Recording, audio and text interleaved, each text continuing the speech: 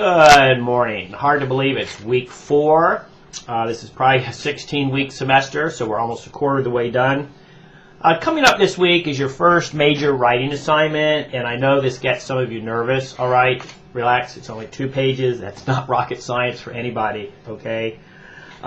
This particular assignment is a memoir, and you really need to read the textbook chapters to understand how to do this assignment. Students who struggle with this assignment are those who simply didn't read the material that I presented to you, okay? If you read the textbook chapters, you're going to do just fine. And then if you listen to the mini lecture on item 8.3, I actually walk you through the steps. I tell you exactly what I'm looking for. Some students hate this because they don't like writing about themselves. They're often the same students that say, well, I don't like for you to tell me, what my topic is. So I've given you a choice of a topic here. Just write about anything about yourself regarding reading or writing. Or you may write about your kids, your daughter, your son, your toddler. I just want you to get in touch with the concept of what is it like to think about your reading, think about your writing, that kind of thing.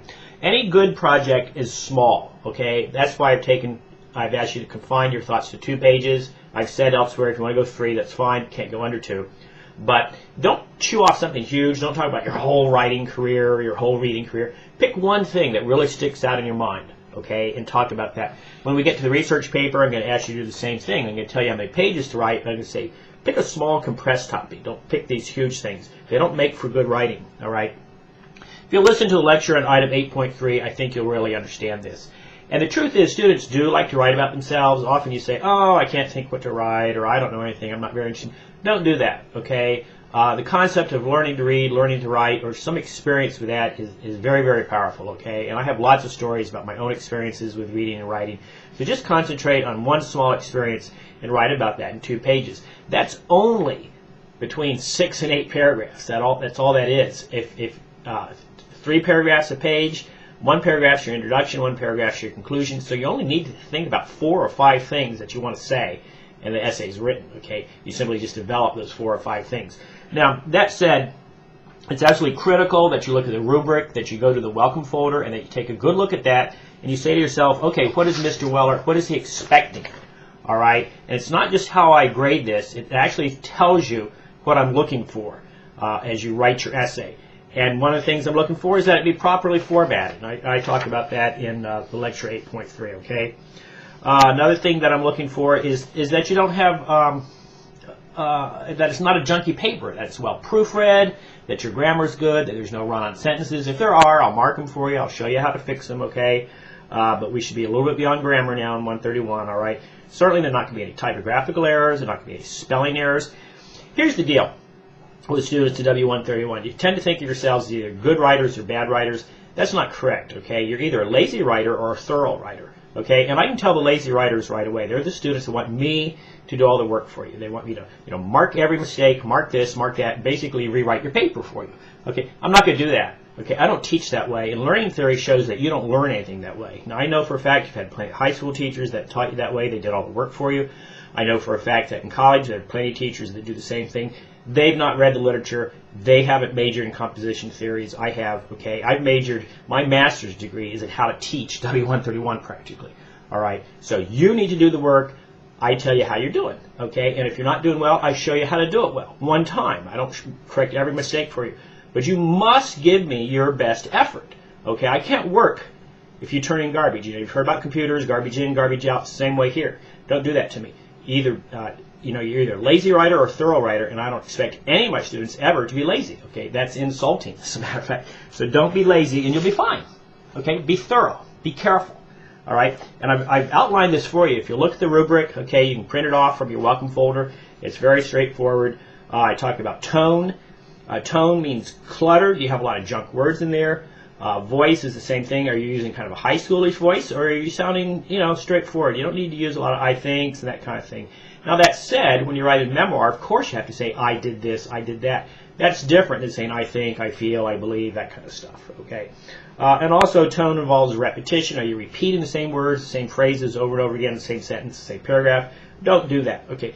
Good writing is straightforward, not repetitious. It gets right to the point all the time. You don't need a lot of extra words.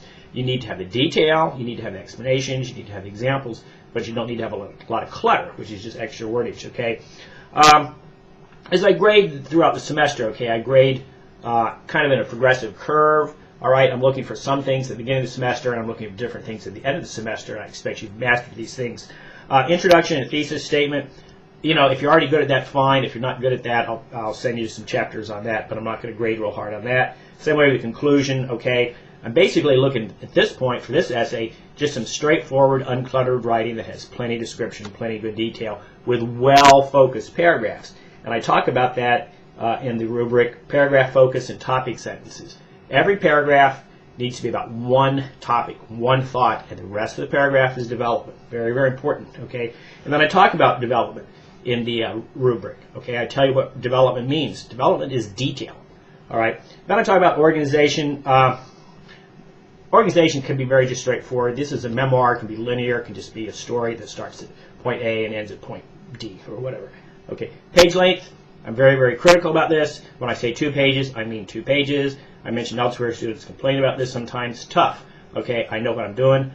I'm asking you to develop your thinking to get very specific, very concrete. Okay, and then critical thinking is a big issue nowadays. We're trying to get you to think outside of your own box, outside of your own envelope, outside of the conventional wisdom. We're trying to get you to be fully activated citizens. This is why you're going to college, and be fully activated lifelong learners, because employers aren't going to tell you every minute what to do and how to do it. You're going to have to figure this out. They're going to say, here's a job, go do it. All right? Now, they're going to train you, yes, but they're not going to sit down over your shoulder and do the job with you. Okay? That's high school. It's not going to happen anymore. Okay? You're going to have to, hit a job running, and that's what critical thinking helps you do. Okay? So if you look at the rubric, it's very well explained. It's 3 pages long. As I said, I kind of grade on a curve throughout the semester. These first grades are going to be a little easier. I'm going to tell you what you're doing well, mostly. Okay, by the end of the semester, I'm going to have to be pointing out, well, you're not doing this so well, you need to really work on this harder. Okay, so don't be lazy, and you're going to do fine in this class, all right? That's the bottom line. Don't be lazy. Turn in your best work, and you will be rewarded, I promise, okay?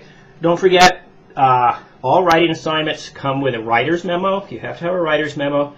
This is called metacognition. It tells me what you're thinking, and that way I can help you with what you're thinking about, all right? Now, you only need to post that to the assignment link. There are 2 postings you have to make for this assignment. One is the peer review, and I'm looking here, which is item 8.5, and that's where you all get to look at each other's essays, because this is a kind of another class icebreaker. All right, so you get to look at each other's essays. That's peer review. You don't need to add the writer's memo there. That's only for me. So item 8.4, that's the actual assignment link. Put the assignment and the writer's memo there. Item 8.5, all you need is the assignment there. Okay. As usual, if there are any questions, get a hold of me throughout the week. Don't forget the quiz, the Unit 1 graded quiz. That's item 10. It'd be better if you wrote your essay first and then took the quiz. You'd know more about the answers to the quiz questions. So I better quit yakking. I've got a little stopwatch here now. You can't load up anything to YouTube longer than 10 minutes. I'm at 8.18 minutes, so I think I'll cut it off now. Please let me know if you have questions, but please go through the learning module step by step.